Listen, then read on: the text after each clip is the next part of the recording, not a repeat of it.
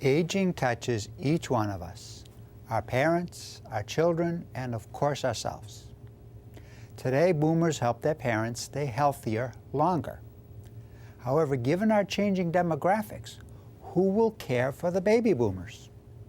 Will our current system with its unstable Medicare and Social Security system be able to effectively care for the impending growth of aging baby boomers? What novel solutions may be available to boomers to avoid this hidden crisis from becoming tomorrow's mission impossible? Hello, my name is Attorney Ramsey Bahrawy, and welcome to Your Money, Your Life.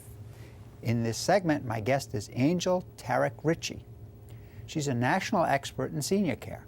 With over 30 years in senior care and advocacy, Angil has demonstrated her passion for improving the life of aging adults.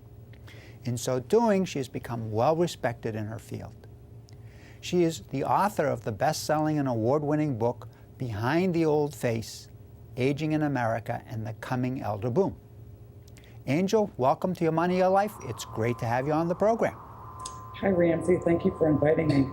We talked a little bit earlier in terms of the public's attitude towards aging. Speaking of attitude, is there anything that can be done to change the public's attitude with regards to the importance of planning for aging?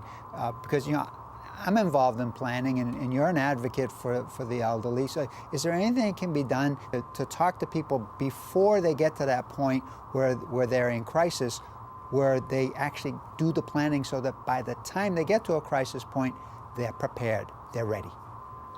We need to educate. First, I think it would be great if we could start this conversation way back when kids are in school, you know, they're in junior high school and high school, and we start engaging them with seniors. I think it really ought to be required for graduation to have some kind of community service with seniors, whether it's in a nursing home or some type of organization out in the community, so they understand a little bit about what aging's like and can understand what elderly people like, because not everyone has grandparents or is exposed to elderly people.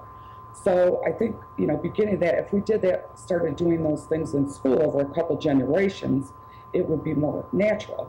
But since we don't do that, you know, it's really about a lot of education, you know, making people understand what they have to prepare for. I did a poll on LinkedIn, and when I talked about if you were prepared for retirement and aging, everybody thought about their pocketbook. You know, how much money do I have? Am I financially ready? But there's a whole lot more to it. So I think it's just a matter of a lot of education. What kind of education do you think works best? The truth. We're in a very scary time now with Social Security and Medicare and what's going on with 78 million baby boomers aging. So, you know, I really think we need to talk about the truth and what we're really headed into, because most people don't know. If you've had to take care of a parent or a spouse or another elderly loved one in the last 5 or 10 years, then you're more familiar about the system and really what goes on.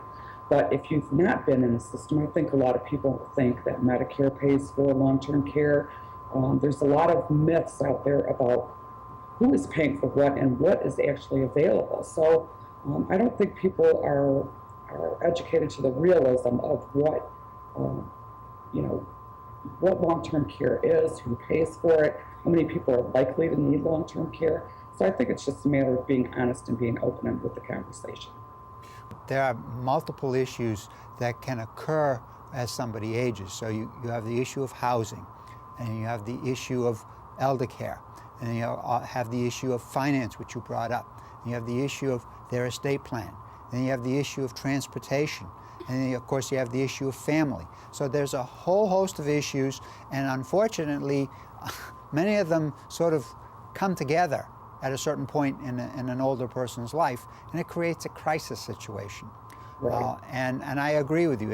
Education is really important, and that's what this program is all about. Hopefully, we are educating people, you know, through people like yourself who come on the program and, you know, share with us their knowledge. That's a good place for us to start. With falling birth rates and rising life expectancies, the U.S. population is rapidly aging. Longer lifespans are becoming more the rule than the exception. However, as my guest, Angil Tarach-Ritchey, stated, The prospect of longer life expectancies will strain safety nets such as Medicare and Social Security and likely render them unstable and ineffective.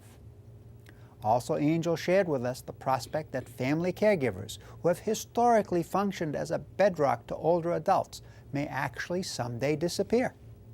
She calls this phenomenon a hidden crisis.